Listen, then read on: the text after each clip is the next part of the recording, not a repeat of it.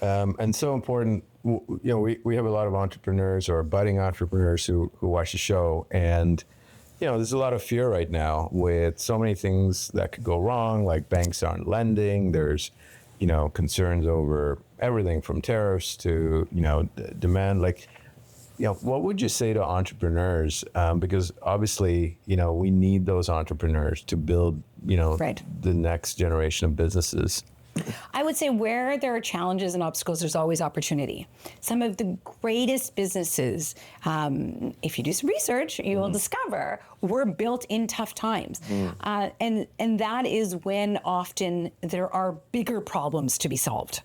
And I think that now is the time to do that. Yes, you might have to get creative on your funding. Yes, you might have to get creative as to who your partners and or teammates might be, but that doesn't mean that it's impossible by any means.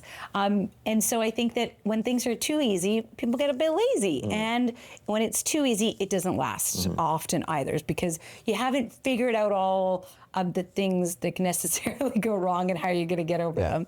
And so I will say that I truly believe that this is the time for a lot of industries to start something and figure it out. Because if you can figure it out now, when things get a bit softer, whether it be with interest rates or government policies or tariffs or all the politics and all the things going on right now, inflation, you'll be okay. Do you always look for opportunities in crisis? Yes. Because there's always lots to be had. But I will say there's always this push and pull. Opportunities for sure, but I'm also one that always tells everybody, or my organization has to tell myself this all the time, is that you can do everything, but not at once. So you do need to focus. And so there is lots of opportunities always, and it's easy to see what other people are doing, and I could do that, and I could do that. But at the end of the day, if you spread yourself too thin, you will do nothing well.